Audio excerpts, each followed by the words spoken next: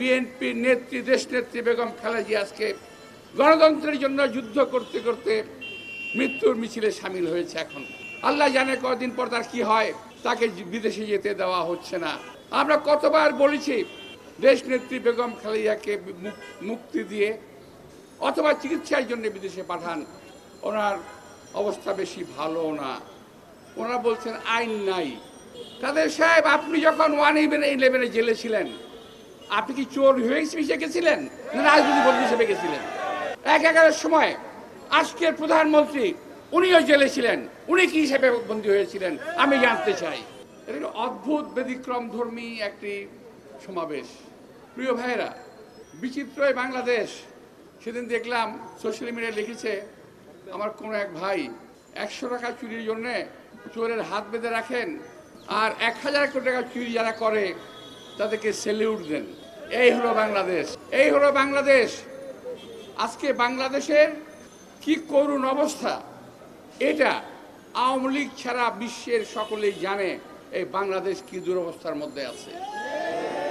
আর তার চেয়ে বেশি জানে বিএনপির নেতা কর্মীরা তারা কি অবস্থার মধ্যে আছে। আমি তো একটা এলাকায় থাকি, শাহজাহানপুরে। আমার কাছে প্রতিদিন কম বেশি 50 থেকে 100 অভিভাবক, স্ত্রী, সন্তান, সন্ততি আমার কাছে আসে। কেউ বলে আমার বাবা জেলে, কেউ বলে আমার সন্তান জেলে, কেউ বলে আমার স্বামী জেলে, কেউ বলে আমার ভাই জেলে। কতজনের জন্য কথা বলবো, কতজনের জন্য সান্ত্বনা দেব?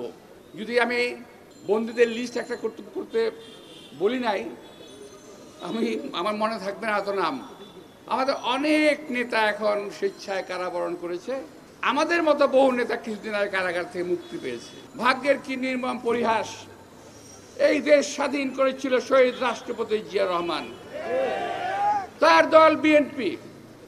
সেই বিএনপির নেত্রী দেশনেত্রী বেগম খালেদা জিয়া আজকে গণতন্ত্রের জন্য যুদ্ধ করতে করতে মৃত্যুর মিছিলে সামিল হয়েছে। এখন আল্লাহ জানে কদিন পর তার কি হয়, তাকে বিদেশে যেতে দেওয়া হচ্ছে না। আমরা কতবার বলেছি দেশনেত্রী বেগম খালেদা জিয়াকে মুক্তি দিয়ে অথবা চিকিৎসার জন্য বিদেশে পাঠান, ওনার অবস্থা বেশি ভালো না। ওনারা বলছেন আইন নাই। কেন আইন থাকবে না? কেন আইন কি মানুষের জন্য নাকি মানুষের আইনের জন্য মানুষ? রাশেদ খান মেননকে বিদেশে পাঠানো হয় নাই? আসম আব্দুর রহমানকে বিদেশে পাঠানো হয় নাই? শহীদ রাষ্ট্রপতি জিয়া রহমান, দেশনেত্রী বেগম খালেদা জিয়া ওদেরকে বিদেশে পাঠিয়েছিলেন।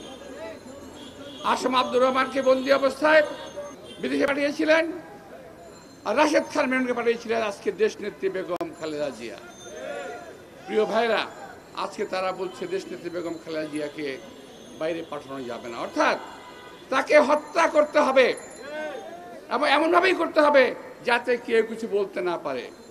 আর আজকে বিএনপি নেতা কর্মীদের সম্পর্কে কি বলা হচ্ছে?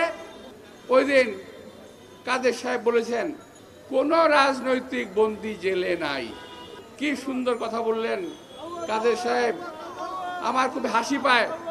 কাদের সাহেব, আপনি যখন 111 জেলে ছিলেন, আপনি কি চোর হিসেবে গেছিলেন না রাজনৈতিক বন্দী হিসেবে গেছিলেন আমি জানতে চাই। 11-এর সময় আজকের প্রধানমন্ত্রী উনিও জেলে ছিলেন, উনি কি হিসেবে বন্দী হয়েছিলেন আমি জানতে চাই। কথা বলার সময় খেয়াল থাকে না, কথা বলেন রাজনৈতিক বন্দী জেলে নাই। আপনারা একটা করে মামলা দেবেন, গ্রেপ্তার করবেন, জেলে পাঠাবেন, আর বলবেন এই যে এটা হলো মামলার আসামি। আর কোন মামলার আসামি? রাজনৈতিক মামলার আসামি।